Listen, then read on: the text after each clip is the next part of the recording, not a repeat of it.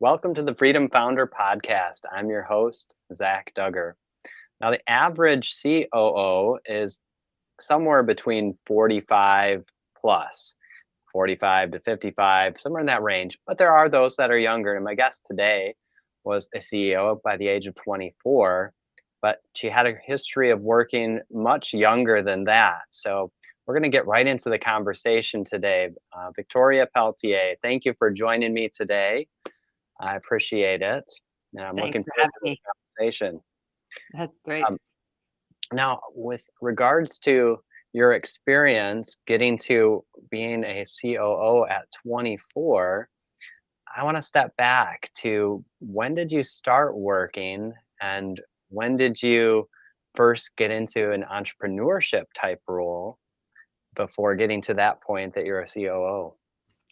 So, thanks, Zach. I'm happy to be here and share some of the nuggets that I've learned over the years and a little bit about Yeah. my history. I I started working at 11 actually in a hair salon doing everything except hair. Okay. So I started from there, and then I became assistant manager of the shoe store I worked at when I was 14 in high school. And continued to work all the way through university and got promoted and Yeah. recruited directly out of actually I worked for a bank for a Okay. number of years throughout university to become COO. Yeah. The entrepreneurial starts. Well, I'm a big corporate girl. I work for large Fortune 500 Yep. companies running markets or businesses, but I have always had the proverbial side hustle. I've both Yeah. built and bought businesses, and the first one was I was 19 or 20 and I Yep. acquired the casting agency that represented me. I was an actor when I was younger. So that Okay. was the first sort of foray into it. And then ever since, some have been passion projects that I've grown, and others have been Yeah. acquisition companies. Okay. So you had your start in the area of employment and working at quite a young age for most people at 11. They're not in any type of a working role, let alone are they even thinking about it really. How did you end up doing some work at 11? Did you know the owner of the salon or how did that work out? I come from like really, really humble beginnings, Yeah. and I never had to worry about food or clothing, but that Hmm. was the extent of it. There was not much else, no school trips for me, Yeah. no vacations for the family. So I started working just to buy the things that my parents couldn't Sure. afford that my friends seemed to have. The hair salon was actually where my mom and I went. And so we just got Okay. to know the owners there. And, I talked about I think I'd started babysitting and they needed some help. And by the way, I'm 5'8" or so, which is not exceptionally tall, but for a woman, it's taller. And Sure. I'd already hit Yeah. this height by the time I was like 10 or 11 years old. So I've always Okay. looked much older than I was. Although Yeah. don't say I look older than I am now, but I did when I was young. That's how Yeah. that first role came to be. Okay.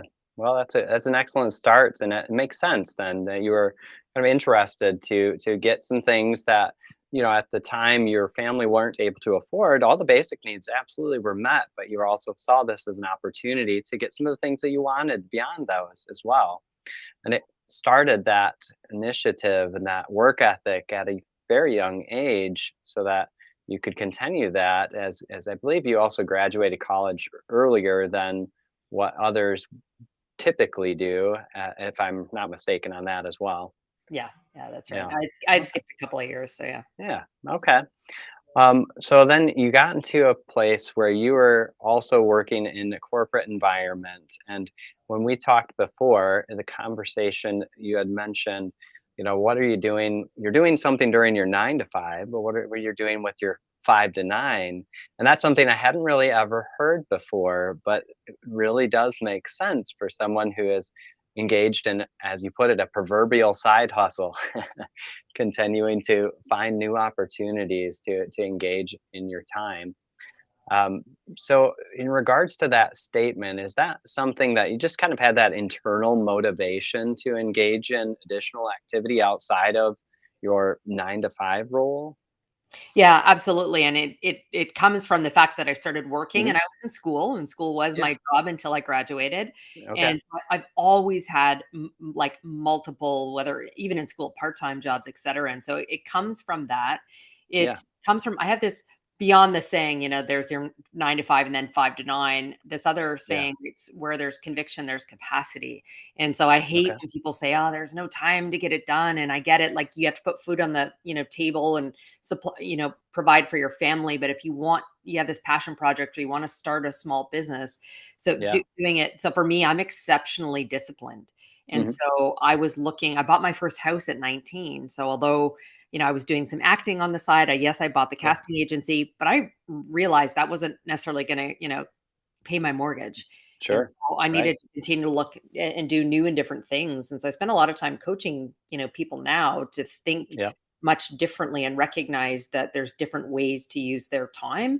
And for those who want to become entrepreneurs, you can, but they don't doesn't turn necessarily into money overnight. So again, figure out ways to do it, while maintaining the day job, and then it can grow from there, or not. Quite honestly, I enjoy the Yeah. corporate world, and I've built and bought businesses while doing that. I don't Yeah. necessarily want it to be my full time.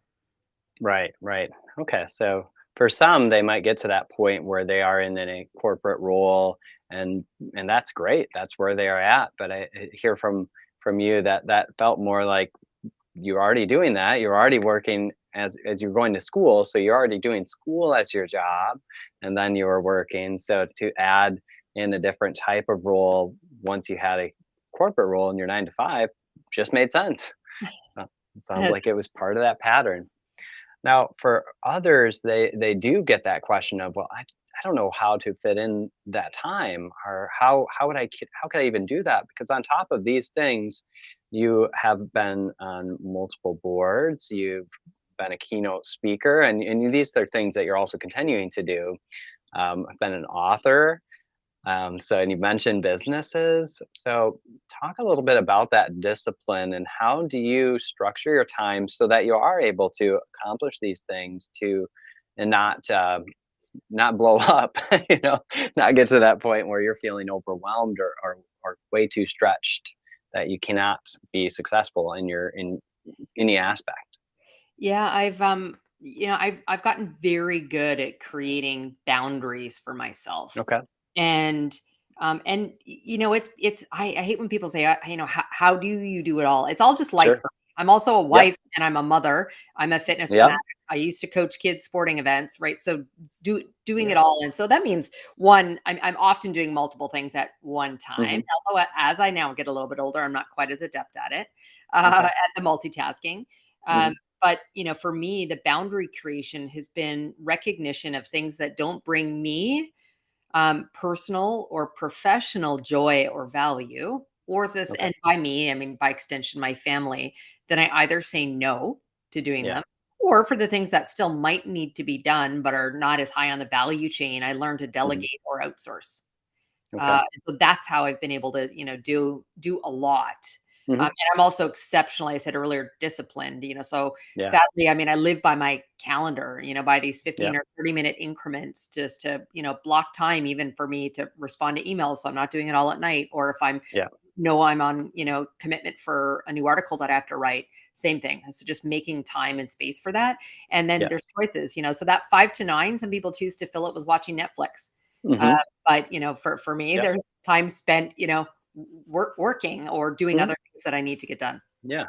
Yeah. So as a spouse and as a mother, you also have different parts of your life that you have to fill with family time as well. And so you establish that, sounds like, through balancing and through blocking out time so that you're intentional about the use of your time rather than just turning on the TV, changing it to that another next Netflix show that's on your list to complete, but rather you make intentional use of your time, which probably does include sometimes watching shows on Netflix. It's just It does. not mindlessly uh, all hours during that 5 to 9. Okay. Now the term unstoppable. So we titled this episode "Unstoppable in Life and Business." I was wondering if you could talk a little bit about what that means to you and how that has become a mantra in your life. Yeah, it really is sort of this philosophy and mantra for me. I sign off a Yeah. majority of my social media posts with unstoppable. And Okay. it's a result of many things, but early on, I experienced a significant amount of trauma. I'm born to a drug addicted teenage mother who was really, really abusive to me. I was Hmm. adopted out of that situation, so I'm fortunate in that regards.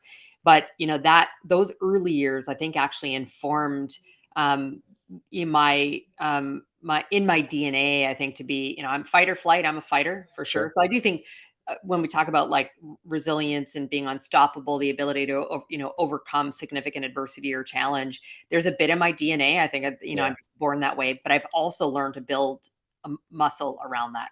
Yeah. Learning how to be incredibly self-aware, how to process the things when they come through, be really self-reflective, and then model the actions or the thinking, language, behavior that I want to see. And so for Hmm. me, I've taken those early years, which is where my why and where it stems from, into Yeah. every scenario from a workplace standpoint. 18 mergers and acquisitions I've been a part of, like that in Oh, itself, wow. great significant challenge. Yeah.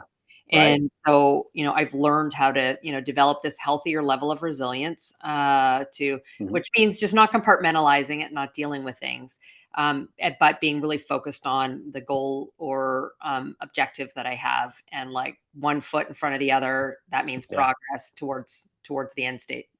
Right, right, and I like how you related that to muscle, to that resilience and becoming unstoppable in life and business, and relating it to muscle because it doesn't just happen that you are resilient or that you are unstoppable.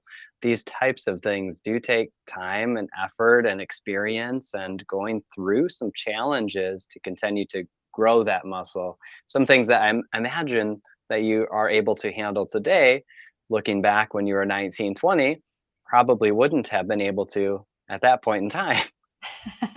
That's right. I've definitely learned, and that's why I do say it's a muscle. And you used one of my favorite words, which is intention. Uh-huh. Be incredibly intentional about the actions we take, and even the thoughts. I'm not one of those who needs a vision board in front of me, but for some people that works. But Yeah. instead, really intentional around being reflective about myself, about the thoughts and actions and feelings that I have. Yeah. Okay. Well, I want to switch gears a little bit and talk about the businesses, that side of things that you have helped to create and been a part of and grow. Could you share some of those experiences and what you have done?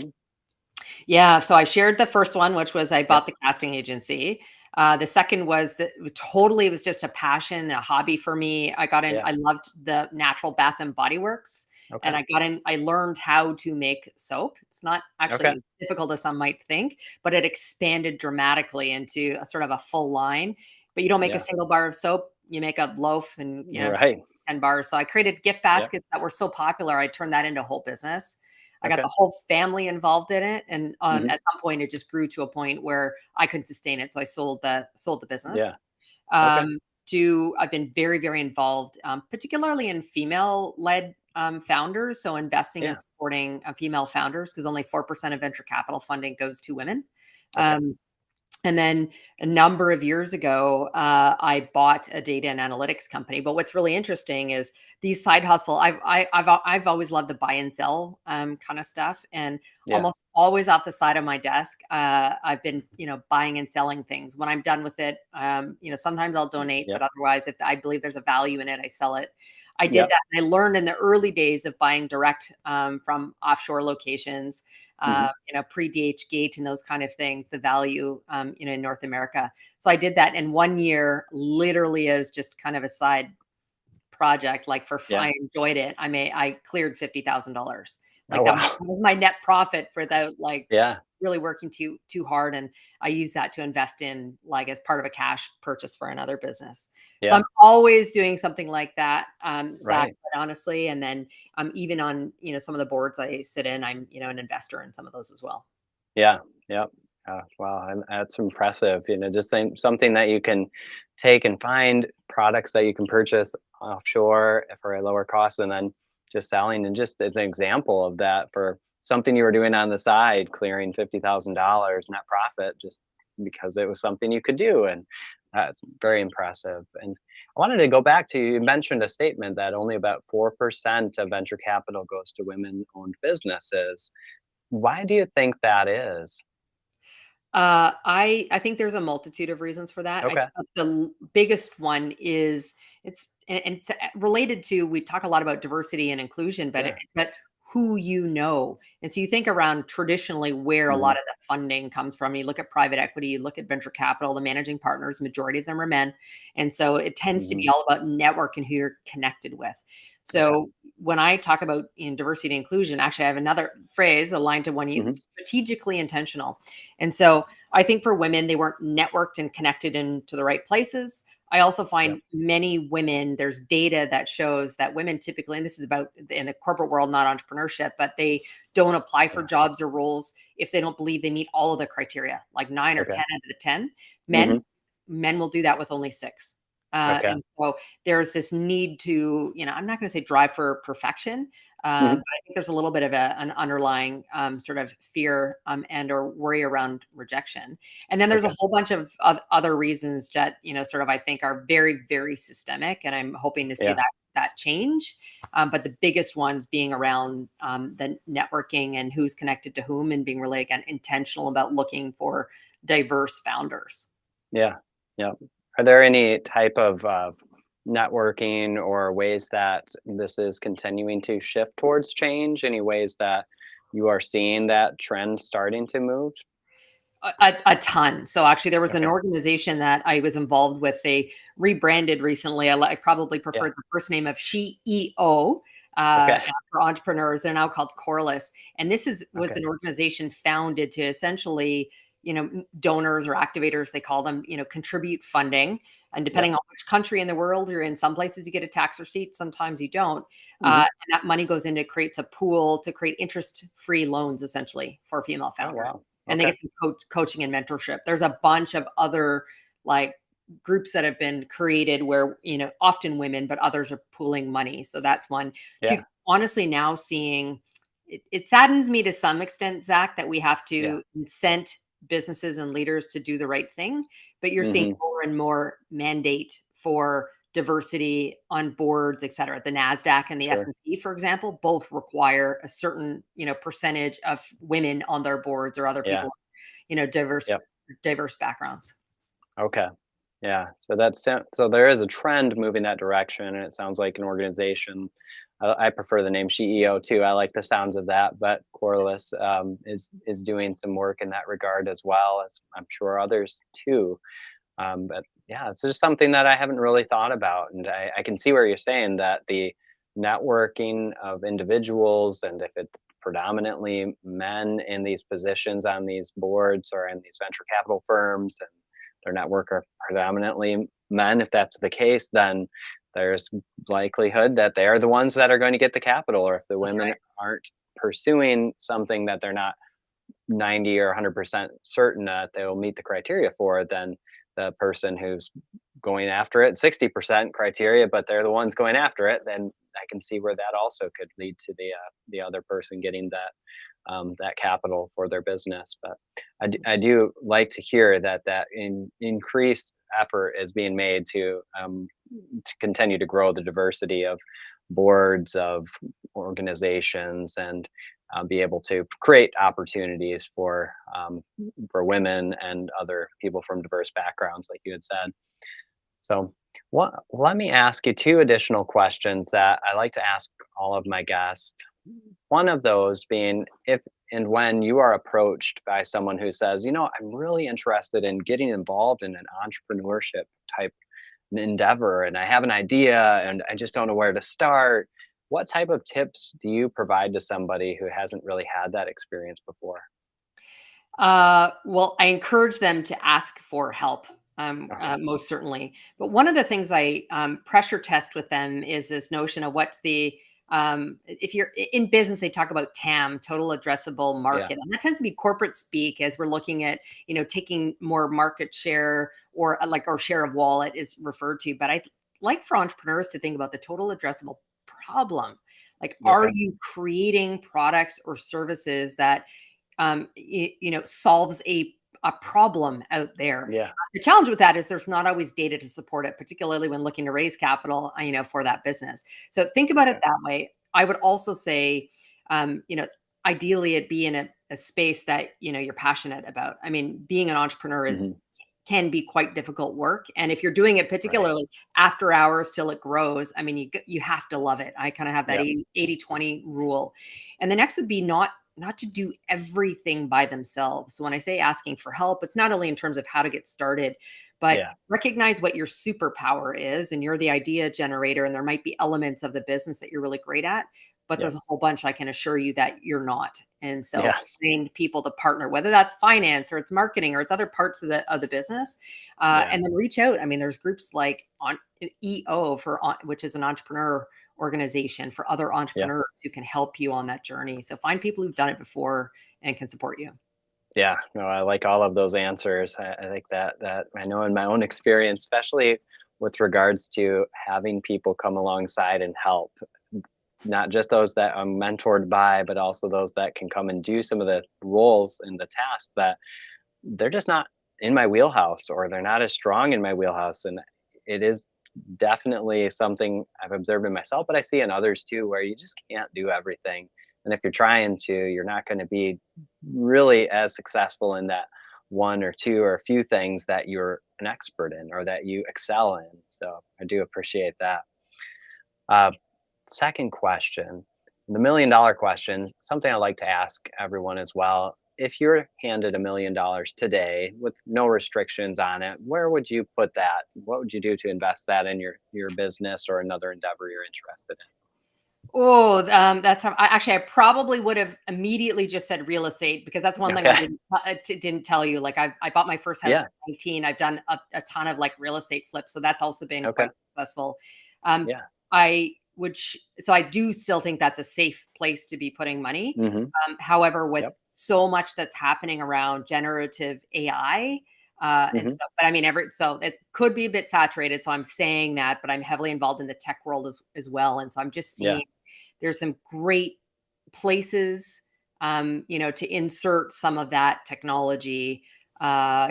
into whether it's things like, like hiring. Like there's a great way to Yeah. find diverse talent or look for skills. Like I just think that you find kind of the niche and how to leverage that generative Yeah. AI into those spaces. I think that could be like currently that could be a sweet Yeah. spot. Absolutely. Definitely makes sense to make use of that that's currently available and continuing to expand as well. The efficiencies created there. Well, really appreciate this conversation. Now, if anyone wants to find out more about what you're doing or about you and connect, what is the best way for someone to connect with you? I have a personal website, which is Okay. victoria-peltier.com. I'm sure it'll be in the show notes, so no one needs Yep. to worry about figuring out how to spell that. And then from there, your listeners can figure out whether they want to, which social media platform they want to connect and engage with me on. Okay. Excellent. That sounds great. Well, I definitely encourage anyone who is interested in hearing more and reading more to connect with Victoria on her social media channels and check out the website. We will include that in the show notes as well. So I want to thank you again for taking some time with me today. There's so much more that I'd love to ask if we had more time. You are a wealth of knowledge and experience. So I thank you for joining me. Thanks for having me. Absolutely. Well, there'll be a second time, hopefully in the future.